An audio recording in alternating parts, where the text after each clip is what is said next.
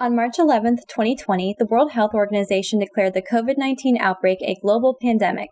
To combat the economic disruption caused by the pandemic, governments injected massive fiscal and monetary support into their economies.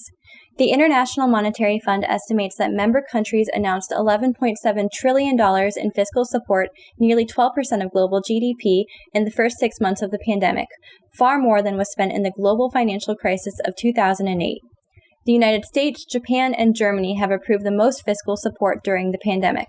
Through September 11th, the IMF estimates that the United States has approved $2.4 trillion, or nearly 12% of GDP, in fiscal support.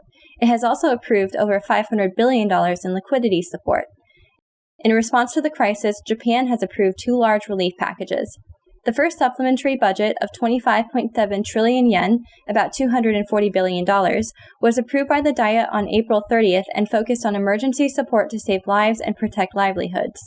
The second $300 billion budget, which was approved less than 2 months later, included low-cost loans to businesses and recapitalized programs from the earlier package. Germany, long known for its fiscal austerity, has spent heavily in response to the crisis. Berlin's relief is characterized by 4 T's: targeted, timely, temporary, and transformative.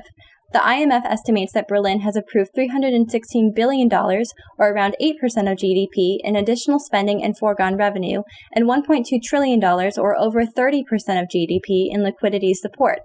Based on CSIS analysis and fiscal support across the United States, Japan, and Germany, we draw 7 observations to guide future policy.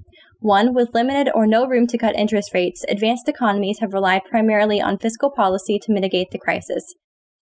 2. The unemployment rate increased rapidly in the United States, but remained more stable in Germany and Japan. 3. Fiscal support has helped preserve personal incomes across all 3 countries. 4. Federal loan guarantee and low-cost credit facilities have not been heavily utilized in Germany or the United States. 5. Targeted support was generally more effective than broad transfers. 6. U.S. fiscal support has focused on addressing the immediate impacts of the crisis, while Japan and Germany have authorized funding for long-term recovery. 7. The nascent recovery is fragile and incomplete with many downside risks. Countries have taken extraordinary actions to respond to COVID-19 and save lives.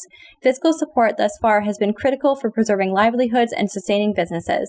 For more on the economic response to COVID-19, please visit the CSIS Economics Program website.